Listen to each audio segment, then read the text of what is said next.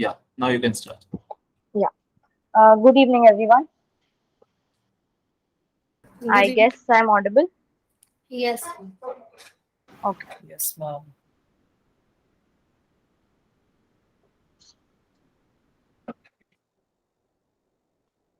I'll just quickly share my screen, okay?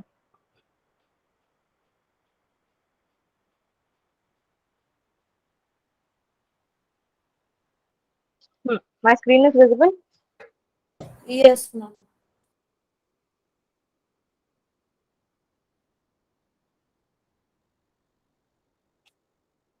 Okay. So today we'll start with chapter 5, sensory attention and perceptual process. तो basically इस chapter में हम तीन बहुत important चीजों के बारे में पढ़ेंगे, sensory, sensation, attention and perception. ठीक है. And this chapter serves as the basis for cognitive psychology. Okay. जैसे साइकोलॉजी के बहुत सारे ब्रांचेस आपने पढ़े हैं चैप्टर 1 में, right? Like Yes. educational psychology, cognitive psychology, industrial psychology, school psychology and etc. So basically cognitive psychology क्या होती है? वो सारे cognitions meaning mental processes वो उसी के in and around है. तो इस चैप्टर में हम तीन सबसे important mental processes या फिर अपन cognitions कह सकते हैं उनके बारे में पढ़ेंगे, जो कि है sensation, attention and perception. ठीक है. Now coming to sensation. Sensation क्या होता है? जब भी आपको किसी चीज का पता चलता है with the help of different sense organs you have, आपकी सराउंडिंग्स में जो कुछ भी हो रहा है वो आप किसके थ्रू पता करते हैं? क्या हो रहा है, कैसे हो रहा है? So you see through your eyes, you listen to through your ears, you feel through your skin. So क्या होता है ना, different sense organs plays a very important role in sensation. We'll study about it. Okay. Then coming attention. Attention क्या होता है कि किसी भी एक एक्टिविटी पे आप फुल्ली फोकस्ड हो for a limited time period. Attention के बारे में भी हम पढ़ेंगे कि कैसे होता है, क्या होता है, कितने टाइप्स के होते हैं and all that. And perceptual processes meaning perception. Perception का क्या मतलब होता है कि आपके पास्ट एक्सपीरियंसेस, पास्ट या प्रेजेंट नॉलेज के बेसिस पे आप किसी भी एक्सटर्नल स्टिम्युलाई, आई बिलीव सबको स्टिम्युलाई का मतलब पता है, पता है कि नहीं? Yes. ओके.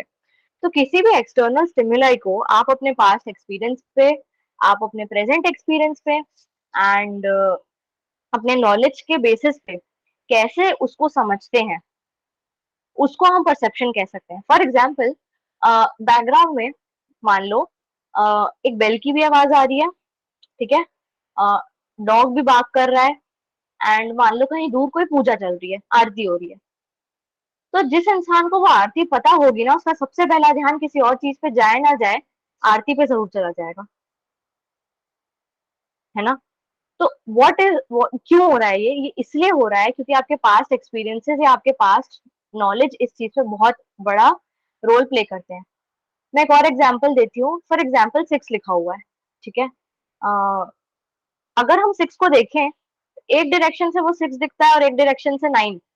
अगर किसी ने हाउजी खेला होगा तो ये कंफ्यूजन हुआ होता ही है ना? समझ नहीं आता 6 लिखा है या 9. तो जो इंसान उसे 6 बोल रहा है वो भी गलत नहीं है और जो 9 बोल रहा है वो भी गलत नहीं है. It is just on our perception कि हम उसे कैसे परसीव कर रहे हैं. हमारे पास एक एक्सटर्नल स्टिमुलाई है, हम उसे कैसे परसीव करके समझ रहे हैं वो हमारे ऊपर होता है.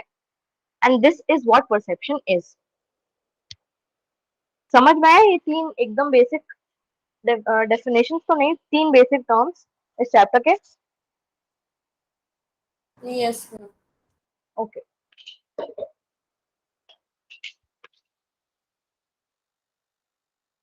Now answer a question. कितने सेंस ऑर्गन्स होते हैं हमारी बॉडी में?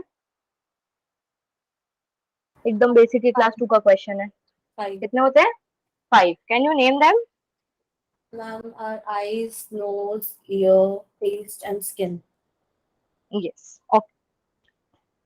तो बेसिकली 5 सेंस ऑर्गन्स तो होते हैं, but overall there are 7 sense organs. 5 of them which you said are correct, but total sense organs जो हमारी बॉडी में होते हैं वो होते हैं 7. ठीक है. जो 5 नॉर्मल सेंस ऑर्गन्स है, eyes, ears, nose, tongue and skin, वो क्या करते हैं, बहुत प्राइमरी काम करते हैं। जैसे कि आईज क्या करता है, देखने का काम करता है, ईयर्स सुनने का, nose smell, tongue taste and skin we feel everything, hot, cold, whatever the climate is, and everything we feel through our skin.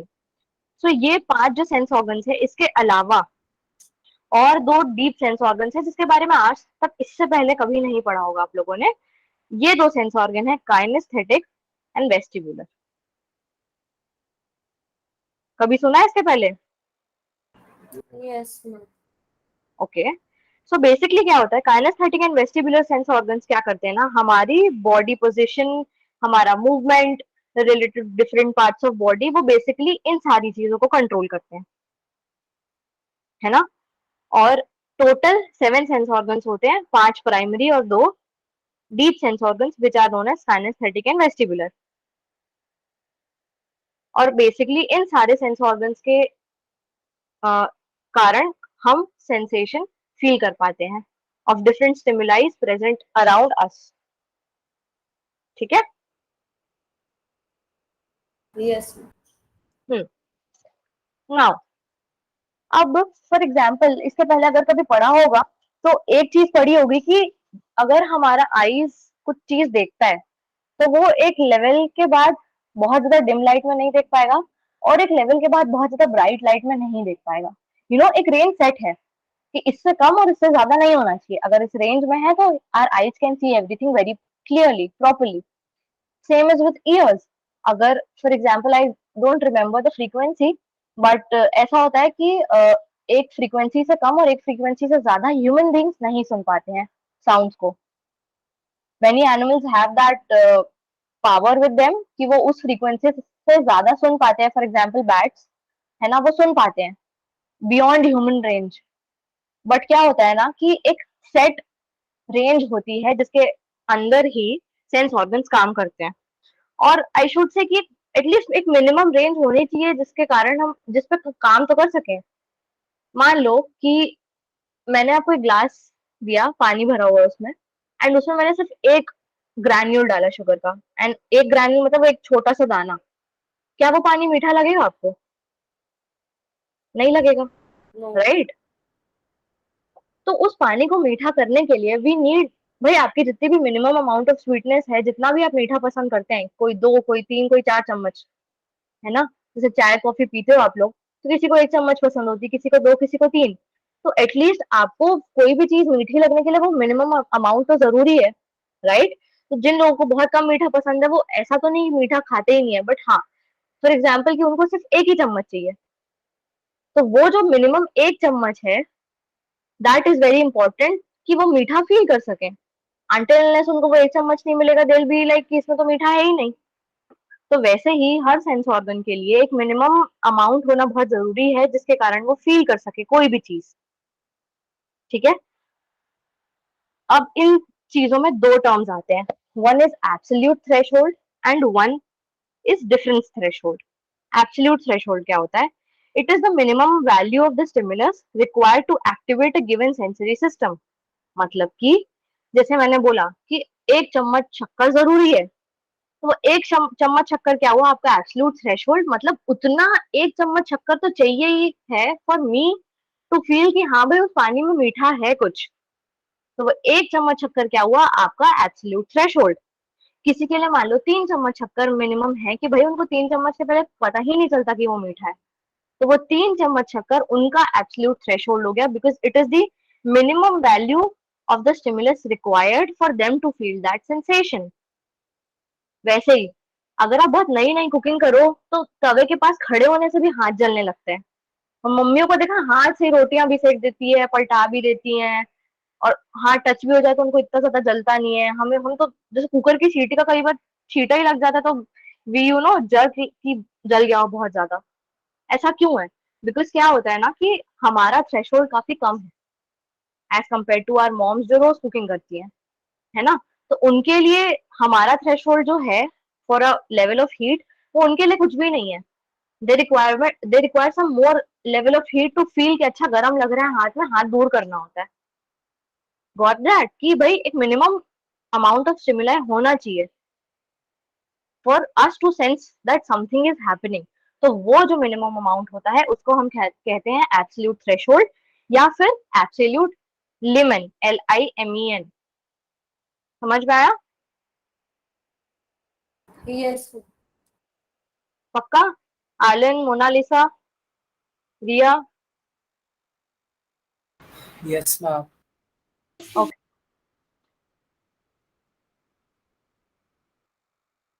Now जैसे मैंने एग्जांपल दिया of like 1 spoon of sugar and 3 spoon of sugar. For example हमने अब 1 spoon of sugar तो डाल दिया और हमको पता चल गया कि हाँ भाई 1 स्पून ऑफ शुगर हमको चाहिए मिनिमम स्वीटनेस के लिए। अब मैं चाहती हूँ कि भाई आप उस पानी को और ज्यादा मीठा करो, ठीक है? कुछ लोगों के साथ ऐसा होगा कि वो और आधा चम्मच डालेंगे तो उनको लगेगा कि नहीं भाई बहुत ज्यादा मीठा हो गया। कुछ लोग ऐसे होंगे जो और 2 चम्मच डालेंगे उसके बाद भी सोचेंगे कि नहीं थोड़ा और ज्यादा मीठा हो सकता है, ठीक है? तो जो आपका एब्सोल्यूट थ्रेशोल्ड है ना, which was 1 spoon at the beginning, and अब आपने 2 स्पून डाला एक्स्ट्रा स्वीटनेस के लिए। तो जो डिफरेंस है between the absolute threshold and जो एक्स्ट्रा आपने एड ऑन किया to feel the sensation more intensely, तो उन दोनों का जो डिफरेंस है उसको हम कहते हैं डिफरेंस थ्रेशोल्ड या डिफरेंस लिमिट। तो बेसिकली इस एग्जांपल में अगर हम आपका डिफरेंस थ्रेशोल्ड निकालें तो 1 spoon was your absolute threshold और आपने 2 स्पून डाला फॉर एक्स्ट्रा स्वीटनेस, तो आपका डिफरेंस थ्रेशोल्ड क्या हुआ? 1 spoon of sugar, right? Yes. तो डिफरेंस थ्रेशोल्ड क्या है कि कोई भी चेंज हमको समझने के लिए जो मिनिमम अमाउंट और चाहिए होता है वो हो गया आपका डिफरेंस थ्रेशोल्ड। तो ये जो है दो बहुत इंपॉर्टेंट टर्म्स हैं, absolute threshold and difference threshold, to understand कि भाई सेंसेशन कैसे होता है और हर इंसान का सेंसरी पावर्स अलग क्यों होते हैं, because it depends on your absolute and difference threshold. Okay, Yes. अब अपन अलग अलग सेंस ऑर्गन्स पे आते हैं, ठीक है? सबसे पहला जो अगर सेंसेशन हम पढ़ेंगे वो होगा visual sensation. Let me just quickly go on to that slide. Yes, visual sensation, ठीक है? हमको बहुत अच्छे से पता है कि भाई for visual sensation we use eye, है ना? एंड लाइट एंटर करती है हमारे आई में and then it stimulates all the receptors, it goes on to our brain और उसके बाद जो है हम कोई भी चीजें देख पाते हैं, ठीक है? एंड जैसे मैंने बोला कि हर सेंस ऑर्गन की एक लिमिटेशन होती है कि इसके बियॉन्ड और इससे कम हम नहीं देख पाएंगे, इतना अमाउंट तो होना ही चाहिए। जैसा भी हमने बात करी ना एब्सोल्यूट थ्रेशोल्ड की, भाई इतना अमाउंट होना ही चाहिए, तो वैसे ही आई में भी एब्सोल्यूट थ्रेशोल्ड होता है। आई में from 380 nanometer to 780 nanometer is our you know range, कि भाई इससे कम 380 नैनोमीटर से कम और 780 नैनोमीटर से ज्यादा अगर लाइट, अगर इंटेंसिटी की लाइट आती है हमारे आईज पे तो हमें कुछ नहीं दिखेगा, ठीक है? हमारी आई रजिस्टर ही नहीं कर पाएगी, वो एकदम ब्लैंक हो जाएंगे, हम ब्लैकआउट टाइप्स फील होने लगेगा, ठीक है? तो 780 nanometer to sorry 380 nanometer to 780 nanometer is our range, जिसके अंदर अगर कोई चीज आती है तो हम देख पाते हैं, ठीक है? अब इसमें सबसे इंपॉर्टेंट चीज ये है, सबसे पहले ये समझना कि आई कैसे काम करता है। अपने को ये समझना पड़ेगा कि भाई आई में क्या क्या होता है। इसके पहले भी बहुत बार पढ़े होंगे और हर साल पढ़ने के बाद हम फिर से भूल जाते हैं, तो एक बार फिर से पढ़ लेते हैं कि बेसिकली आई की एनाटोमी क्या है, किस किस से क्या क्या बना है, ठीक है? तो डायग्राम दिख रहा है सबको क्लियरली, या मैं इसको स्लाइड शो कर दूं, थोड़ा और ज्यादा बड़ा दिख जाएगा ना? Yes, ma'am. हाँ,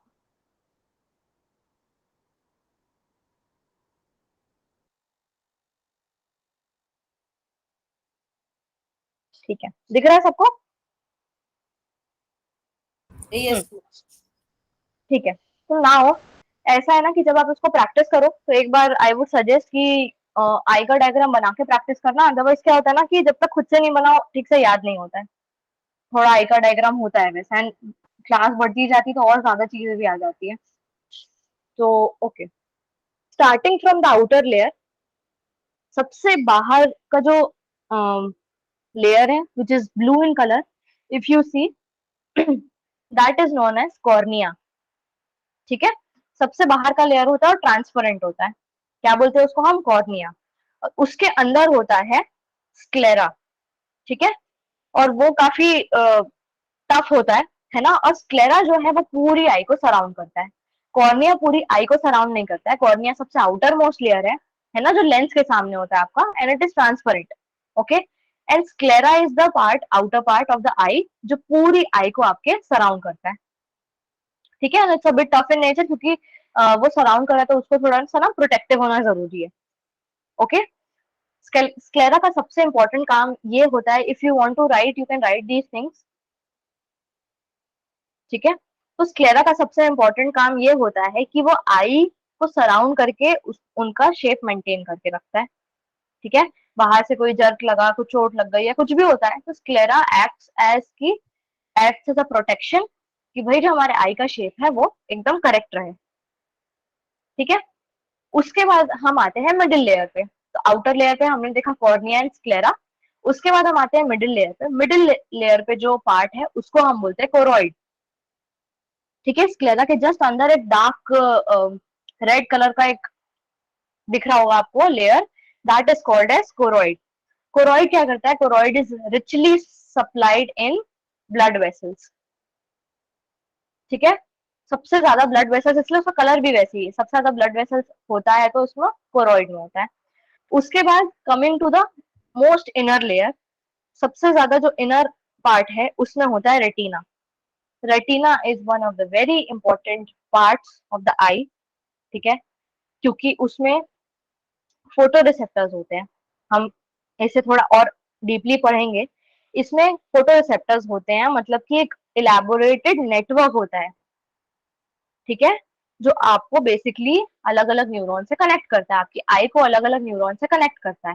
रेटिना के बारे में we'll study a bit more. ठीक है, तो retina is again the inner layer of the eye. उसके बाद सबसे इंपॉर्टेंट आई में अगर कोई चीज है तो वो लेंस है, क्योंकि लेंस ही है जिससे लाइट हमारे आई के अंदर आती है and we can see things. ठीक है, अब बहुत बार क्या होता है ना, we compare our eye to a digital और अ कैमरा। कैमरा में जैसा लेंस होता है वैसे ही हमारी आई में भी लेंस होता है। ठीक है, जैसे लेंस हम जूम इन जूम आउट कर सकते हैं, वैसे ही हमारी आई का लेंस भी जूम इन जूम आउट करता है। आप अगर किसी ने डीएसएलआर वगैरह यूज किया होगा तो क्या होता है कि जब आप यूज कर लेते हो ना, तो उसके बाद आप लेंस प्रोटेक्शन एक कवर आता है वो भी लगाते हो उसके ऊपर, ताकि लेंस प्रोटेक्टेड रहे, उसमें कुछ स्क्रैच ना है। वैसे ही हमारी आई में भी कुछ प्रोटेक्टिंग चैम्बर्स हैं जो हमारी आई के लेंस को प्रोटेक्ट करती हैं। क्योंकि बेसिकली हम देख किससे रहे हैं, हम लेंस से ही तो अपने जो लाइट है वो अंदर ले रहे हैं, राइट। तो लेंस को प्रोटेक्ट करना बहुत इंपॉर्टेंट है। अब जो लेंस है वो दो चैम्बर्स में डिवाइडेड है, they are not equal, they are unequal, है ना। और दो चैम्बर्स में डिवाइडेड है, aqueous chamber and vitreous chamber. Aqueous chamber already नाम से समझ आ रहा है, छोटा होता है साइज में और पानी जैसा सब्सटेंस होता है उसमें। ठीक है, कॉर्निया और लेंस के बीच में होता है and it is filled with a water like substance, जिसको हम बोलते हैं एक्वस ह्यूमर। एक्वस नाम से ही समझ आ रहा है कि उसमें वाटर लाइक सब्सटेंस होगा। ठीक है, और उसको हम बोलते हैं aqueous humour. And the other is vitreous chamber, वो हमारे लेंस और रेटिना के बीच में होता है। कीप दैट इन माइंड कि एक्वस चैम्बर हमारे कॉर्निया और लेंस के बीच में होता है और विट्रस चैम्बर हमारे लेंस और रेटिना के बीच में होता है। तो जो विट्रस चैम्बर है उसमें बेसिकली क्या होता है, उसमें भी फ्लूइड्स होते हैं नोन एज विट्रस ह्यूमर। और जैसे एक्वस चैम्बर में एक्वस ह्यूमर क्या था, वाटर लाइक सब्सटेंस था। विट्रस चैम्बर में क्या है, वो एक जेली लाइक प्रोटीन है बेसिकली। और वो क्या करता है, जो लेंस है ना उसको एक एप्रोप्रिएट प्लेस में फिक्स करके रखता है। क्योंकि कई बार क्या होता है ना, चोट वगैरह लग गई, जर्क लग गया, आंख में कुछ कीड़ा वगैरह चला गया, तो उस टाइम पे क्या होता है, विट्रस चैम्बर और एक्वस चैम्बर लेंस को प्रोटेक्ट करके रखते हैं फ्रॉम एनी डैमेज। ठीक है, और ये जो दोनों लिक्विड लाइक सब्सटेंस है वो लेंस को इतनी जगह देते हैं कि वो अपने हिसाब से अपना साइज, आई को इतनी जगह देते हैं कि वो अपने हिसाब से लाइट के हिसाब से, विल स्टडी दैट, लाइट के हिसाब से अपने आप को अकोमोडेट कर सकें और साइज अपना बड़ा छोटा कर सके according to the intensity and the amount of light that is entering your eye. ठीक है, इतना समझ आया? Yes, ma'am. पक्का सबको? Yes, ma'am. ओके।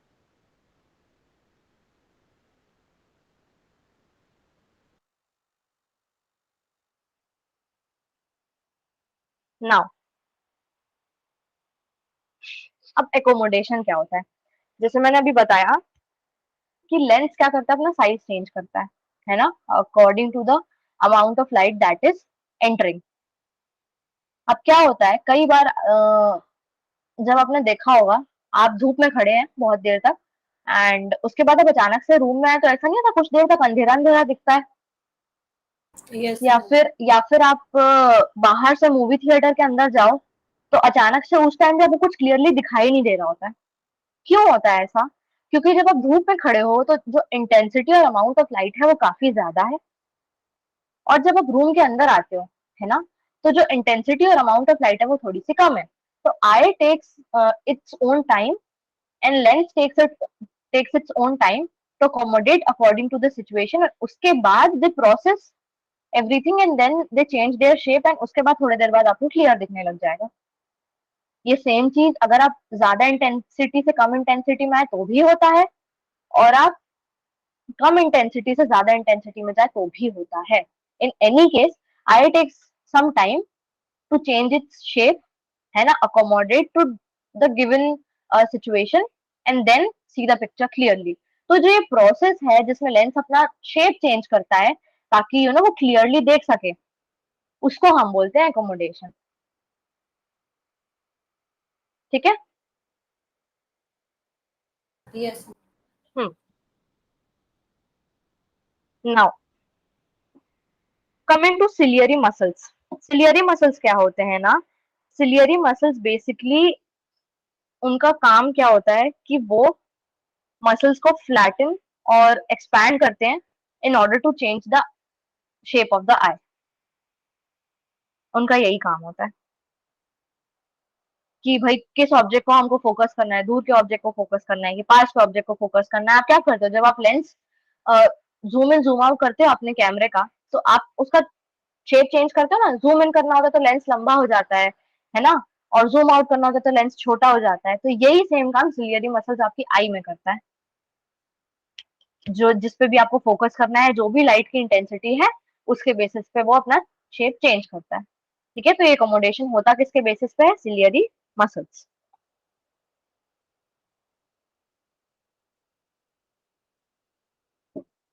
नाउ उसके बाद अगर आप देखो तो जो प्यूपिल है ना ब्लैक कलर का, उसके नीचे आपको लिखा हुआ दिखेगा इरिस।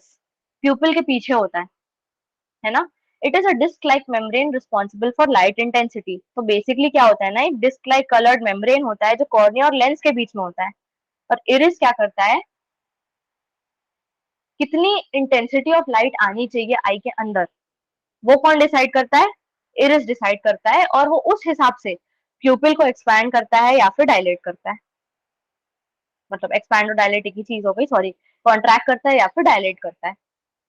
किसका काम होता है? ये इरिस का काम होता है टू डिसाइड कि कितनी अमाउंट ऑफ लाइट अंदर आएगी, और अगर ज्यादा लाइट आ रही है तो फिर प्यूपिल को उस हिसाब से वो चेंज करता है, और कम लाइट आ रही है तो वो प्यूपिल को फिर उस हिसाब से चेंज करता है। डिम लाइट में क्या होता है, प्यूपिल डायलेट हो जाती है, और ब्राइट लाइट में क्या होता है, प्यूपिल कॉन्ट्रैक्ट कर जाती है। ठीक है, तो ये जो डायलेशन का काम है या कॉन्ट्रैक्शन का काम है, वो किसका काम है? आइरिस का काम है। Now coming to the most important part, that is retina. सारा मेन काम जो होता है आपके किस में होता है? रेटिना में। क्यों? मैंने इसके पहले भी बताया कि रेटिना में क्या है, photo sensitive sales. Now photo sensitive sales में दो बहुत इंपॉर्टेंट चीज है, रॉड्स और कोन्स। ठीक है, रॉड्स क्या होते हैं? रॉड्स बेसिकली वो रिसेप्टर्स हैं जो नाइट विजन के लिए यूज होते हैं, और कोन्स वो रिसेप्टर्स हैं जो कि डे विजन के लिए होते हैं।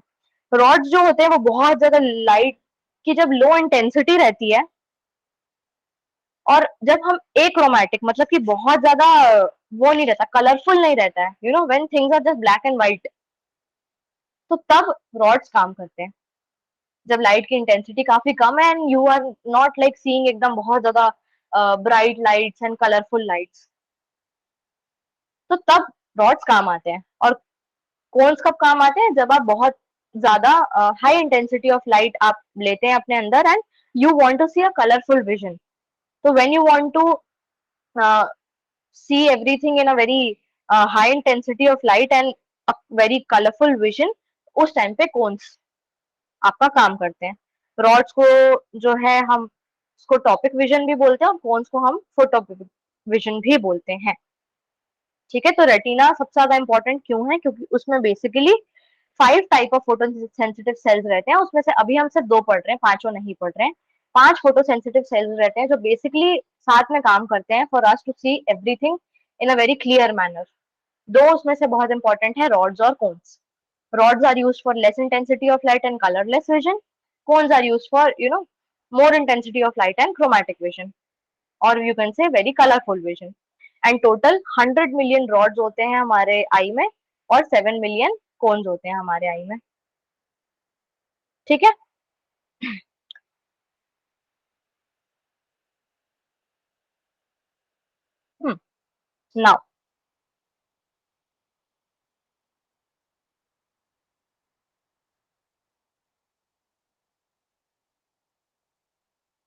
Now, coming to some very other important terms.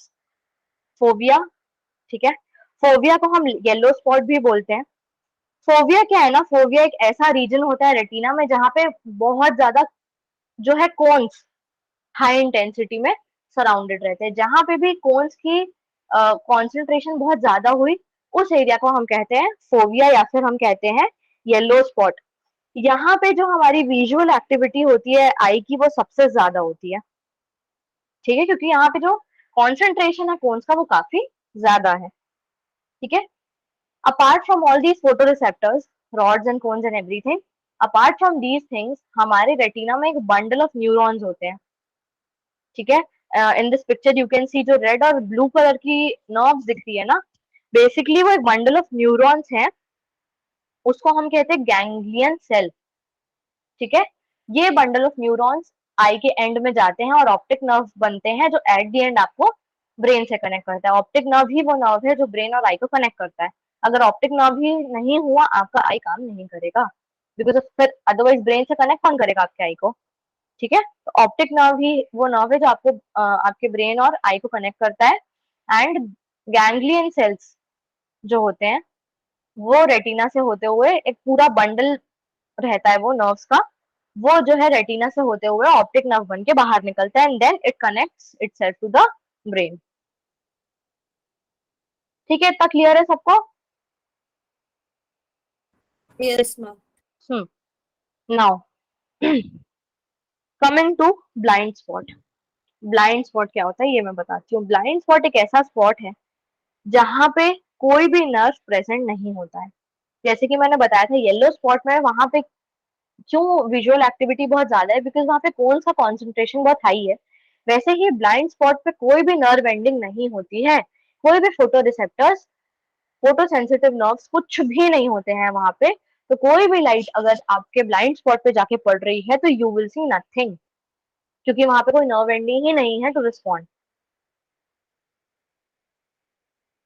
ठीक है, तो blind spot and yellow spot.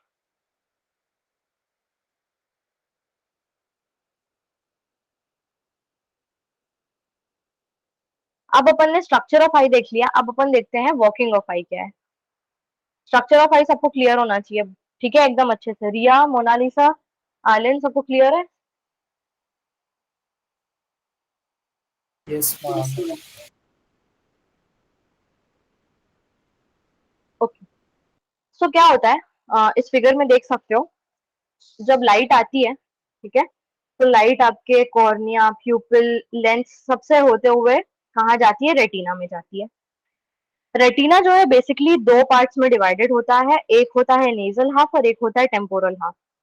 ठीक है, ये बहुत सारा, ये सब सब कुछ बहुत ब्रीफ में आपके एनसीईआरटी में दिया हुआ है, but it's a bit confusing, but थोड़ा और क्लियर पर्सपेक्टिव के लिए पढ़ सकते हो। ठीक है, अब जो इनर हाफ होता है ना आपके आई का, जो बेसिकली मैंने फोबिया बताया था, which is the yellow spot, वो, और जो आउटर पोर्शन होता है, ठीक है, ये दोनों जो भी करते हैं साथ में मिलके करते हैं। राइट जो है, सॉरी, लाइट जो है क्या होता है, बेसिकली आपके लेंस से एंटर करी। और एक चीज हमेशा ध्यान रखना, जो इमेज आपकी आई में बनती है वो हमेशा एक इन्वर्टेड इमेज होती है।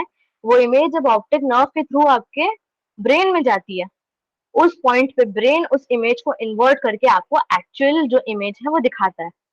इसमें भी जैसे आप लोग देख सकते हो, जो ट्री है वो बेसिकली एक इन्वर्टेड तरीके से बना हुआ है, राइट। ये इन्वर्टेड इमेज फॉर्म होती है हमारी आई में, और ये इन्वर्टेड इमेज ही हमारे ब्रेन में जाती है, और ब्रेन उसको सीधा करके वापस से हमको वो सीधी इमेज दिखाता है।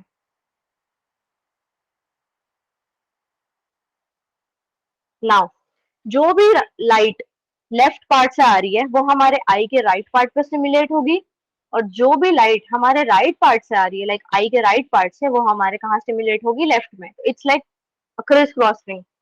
लेफ्ट से अगर आ रही तो राइट में स्टिमुलेट होगी, और राइट से आ रही तो लेफ्ट में स्टिमुलेट होगी। दिस वे लाइट जाती है आपके आई में, एंड उसके बाद जो है, with the help of nerves and everything, with the help of this neural impulse जो nerves create करते हैं, ये इमेज जाता है आपके ब्रेन में, एंड उसके बाद वो री इन्वर्ट होके रीप्रोसेस होके आपको फाइनल इमेज दिखती है। और इसी प्रोसेस में अगर कोई लाइट ब्लाइंड स्पॉट पे पड़ रही है तो आप कुछ भी नहीं देख पाएंगे, और यही अगर येलो स्पॉट पे पड़ गई तो जो इमेज होगी वो बहुत ज्यादा क्लियर होगी। ठीक है, इतना क्लियर है? Yes, ma'am. हम्म। तो अभी तक अपन ने पढ़ा structure of eye and working of eye. Now will study कि कैसे आई अडेप्ट करता है अपने आप को for us to get that proper visual sensation.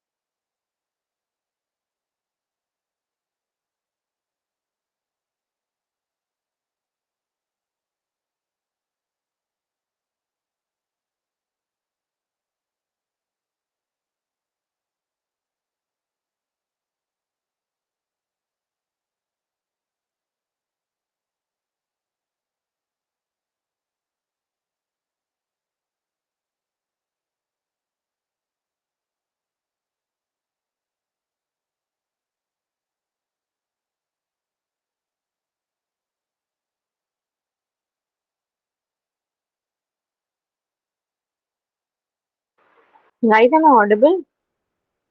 Yes, ma'am. Yeah, sorry, I got disconnected. दिख रहा है ना? Yes, ma'am. Okay.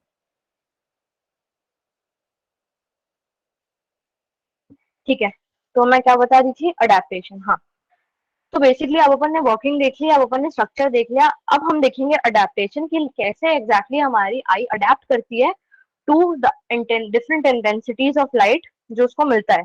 ठीक है, और ये जो प्रोसेस है जिसमें basically different different intensities of light को वो एडजस्ट करके परसीव कर रहा है, एंड उसके बाद हमें पिक्चर क्लियर दिखा रहा है, उसको हम कहते हैं विजुअल अडेप्टेशन। विजुअल क्योंकि it's related to vision, and adaptation because we are adapting some new situation. ठीक है, तो इस प्रोसेस को हम बोलते हैं विजुअल अडेप्टेशन। विजुअल अडेप्टेशन में बेसिकली दो चीज है, जैसे मैंने पहले एग्जांपल दिया कि आप धूप में खड़े हैं, उसके बाद आप कमरे में हैं, ठीक है, या फिर आप थिएटर हॉल से निकल के बाहर गए, ठीक है। दो चीजें हैं, लाइट अडेप्टेशन और डार्क अडेप्टेशन। लाइट अडेप्टेशन तब होता है जब आप ब्राइट लाइट में आते हैं after being inside a dim environment for some time. जैसे कि मूवी थिएटर से आप बाहर निकले, मूवी थिएटर में अंधेरा होता है, थोड़ी सी लाइट आ रही होती है, जैसे ही आप थिएटर के बाहर निकलते हैं तो जो अडेप्टेशन होता है उसे हम कहते हैं light adaptation. It usually takes a minute और टू, है ना, for your eye to adjust to the situation. तो ब्राइट लाइट का exposure after being in a dim environment, that is light adaptation. And it's exact opposite is dark adaptation, कि आप bright light से अंधेरे में आ रहे हैं, मतलब कि आप धूप में खड़े थे और आप रूम में आ गए। अब क्या होता है, लाइट अडेप्टेशन करने के लिए हमारी आई को 1 या 2 मिनट लगता है, बट डार्क अडेप्टेशन करने के लिए हमारी आई को यूजुअली आधा घंटे के आसपास लग जाता है। क्यों ऐसा होता है वो भी मैं समझाऊंगी। तो बेसिकली लाइट अडेप्टेशन काफी जल्दी हो जाता है, dark adaptation takes much more time than light adaptation. अब क्यों होता है ये चीज? नाउ जितनी भी लाइट है जो एंटर हो रही है आपके आई में, वो जाती है आपके रेटिना के पास, meaning all that photo sensitive cells जो आपके रेटिना में है। अब रेटिना में जो रॉड्स हमने पढ़ा है अभी, उसमें फोटो सेंसिटिव केमिकल सब्सटेंस होता है जिसे हम कहते हैं रोडोस्पिन, ठीक है, या फिर इसे विजुअल पर्पल भी कहते हैं। क्या होता है ना, रोडोस्पिन क्या इंपॉर्टेंट काम करता है कि जब लाइट इस पर पड़ती है ना, तो it gets broken down, and due to that breaking down of substances light adaptation takes place, ठीक है। चूंकि टूटना आसान है, इसलिए लाइट अडेप्टेशन काफी जल्दी हो जाता है, बिकॉज रॉड्स क्या करता है, जो रोडोस्पिन केमिकल है उसको it basically breaks down, and when it gets break down it takes a minute or two। जब ये हो जाता है उसके बाद you are able to see clearly after coming from a dim situation। on the other hand क्या होता है ना, जब डार्क अडेप्टेशन होता है तो बेसिकली क्या होता है ना कि आपके रॉड्स को जो है, जो पिगमेंट्स है वो रीजनरेट करने पड़ते हैं, ओके। और रीजनरेशन के लिए विटामिन ए बहुत इंपॉर्टेंट होता है, इसलिए बोलते हैं ना आंख अच्छी करनी तो विटामिन ए खाना चाहिए। तो क्या होता है ना कि as compare to breaking down, regeneration is much more harder, है ना। And regeneration is basically a time taking process. वो जो रीजनरेशन होता है रोडोस्पिन का रॉड्स में, वो थोड़ा टाइम कम्युनिकेटिंग प्रोसेस है, टाइम कंज्यूमिंग प्रोसेस है, इसीलिए डार्क अडेप्टेशन ज्यादा टाइम लेता है, क्योंकि उसमें रीजनरेशन करना होता है, और लाइट अडेप्टेशन में ब्रेक डाउन करना होता है हमको इस केमिकल का। दिस इज द रीजन कि क्यों जो है दिक्कत होती है। और इसीलिए जिन लोगों को नाइट ब्लाइंडनेस होती है, क्यों होती है night blindness? Because there is a deficiency of vitamin A. जब विटामिन ए होगा ही नहीं आपकी बॉडी में तो रोडोस्पिन रीजनरेट कैसे होगा? एंड अंटिल अनलेस रीजनरेट नहीं होगा, you won't be able to see in dark places where intensity of light is less. इसीलिए बहुत सारे लोगों को नाइट विजन की प्रॉब्लम होती है, क्योंकि वो देख नहीं पाते ठीक से। इसलिए बहुत सारे लोग डार्क अडेप्टेशन इजीली नहीं कर पाते, because there is a deficiency of vitamin A in your body. And जैसे मैंने बोला, विटामिन ए की डेफिशिएंसी क्या कॉज करती है? Night blindness. अब जब रॉड्स जो है विद द हेल्प ऑफ रोडोस्पिन ये काम कर रहा होता है, सेम चीजें एग्जैक्टली सेम काम कोन्स भी कर रहा होता है, लेकिन कोन्स जो फोटोसेंसिटिव केमिकल निकालता है उसका नाम होता है आयोडोस्पिन। काम सेम होता है, बस रॉड्स रोडोस्पिन निकालता है और कोन्स आयोडोस्पिन। एग्जैक्टली इनका काम सेम होता है। टेक अ मिनट और two and like let me know if it is clear, और ज्यादा समझाऊं या किसी कुछ डाउट है? No, ma'am, it's clear. पक्का सबको?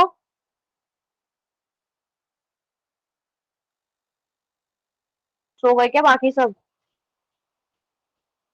Yeah, ma'am. It's हम्म। तो अब अपन ये भी समझ गए कि भाई कैसे होता है ना। अब हम देखेंगे कलर विजन। किसने किसने रेनबो देखा और किसको किसको पता है कि उसे कलर्स को क्या बोलते हैं?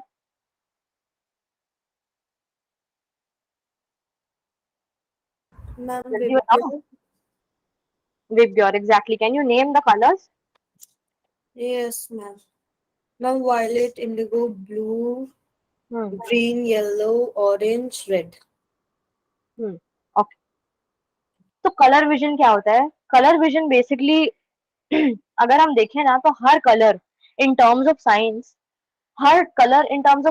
कलर के नाम से नहीं जाना जाता है, बेसिकली उनके वेवलेंथ के हिसाब से जाना जाता है। जैसे मैंने बताया था ना कि हमारी आई जो है 380 टू 780 नैनोमीटर का ही जो वेवलेंथ है, उसी के इन एंड अराउंड अगर कुछ लाइट है तो ही हम देख पाएंगे, अदरवाइज नहीं। तो वैसे ही इन साइंटिफिक टर्म्स हर कलर की एक पर्टिकुलर वेवलेंथ है, एंड इसलिए कुछ कलर्स हम बहुत क्लियरली देख पाते हैं और कुछ कलर्स हम बहुत क्लियरली नहीं देख पाते हैं।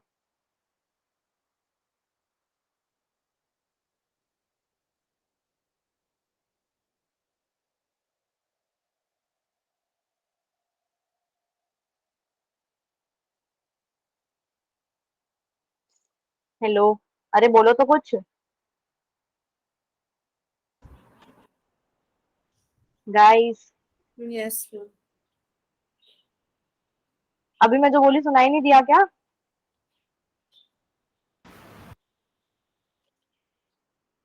तुम Ma'am, लोग कुछ बोल रहे हो, बोल भी रहे हो या मुझे ही सुनाई नहीं दे रहा? ma'am भी आपने क्या बोला? मैं ये बोल रही थी कि बेसिकली क्या होता है कि एक पर्टिकुलर वेवलेंथ के इन एंड अराउंड हमें कलर्स दिख पाते हैं, और उस वेवलेंथ के बाहर जितने भी कलर्स हैं वो हम नहीं देख पाते। फॉर एग्जाम्पल, जब आप सनलाइट देखते हो, सनलाइट अगर आप ऐसे देखो तो यू विल सी कि हाँ एक येलोइश ऑरेंजिश कलर है, बट प्रॉपरली जब आप एक सनलाइट देखोगे ना तो it is a mixture of you know many colours. जैसे कि जो विबग्योर है, विबग्योर से बन के ही सनलाइट बना है। बेसिकली सनलाइट के अंदर वो 8 कलर्स हैं। कितने? 8 होते हैं? 7 होते हैं? 7 होते हैं। सनलाइट के अंदर वो 7 कलर्स हैं जिसके वेवलेंथ हमारे रेंज में आते हैं, and that is the reason why we are able to see some colours and we are not able to see other colours. जो भी कलर हमारे रेंज के बाहर है वो हम नहीं देख पाएंगे, और जो हमारे रेंज के अंदर है we would be able to see it very clearly. Okay. Yes, ma'am. Hmm. तो बेसिकली यहाँ पे जो है आपका खत्म होता है विजन। लेट मी सी, इसके बाद कुछ है क्या?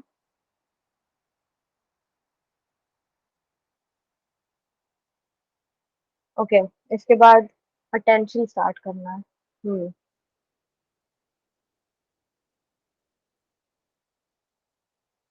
ठीक है, तो आज के लिए इतना ही रखते हैं। विजन पूरा खत्म करते हैं, क्योंकि क्या है, अगर मैंने अभी ईयर भी स्टार्ट कर दिया ना, वर्किंग एंड ईयर का सब कुछ है ना, टेंशन भी स्टार्ट कर दिया ना, तो बहुत ज्यादा ना कंफ्यूजन हो जाएगा। डू वन थिंग, जितना भी मैंने आज पढ़ा है ना प्लीज रिवाइज इट, क्योंकि ना थोड़ी चीजें कंफ्यूजिंग हो सकती हैं, स्पेशली वर्किंग ऑफ ह्यूमन आई। तो उसको एक बार जाके एक बार रिवाइज कर लेना, है ना, और उसको पढ़ लेना। ठीक है? Yes, और मैं ma'am. इसलिए नहीं पढ़ा रही हूँ अब आगे अटेंशन, क्योंकि बहुत ज्यादा ना फिर कंफ्यूज हो जाओगे तुम आई और ईयर में। ठीक है? तो वील एंड दिस क्लास अभी, and we'll continue in the next class. Okay, ma'am.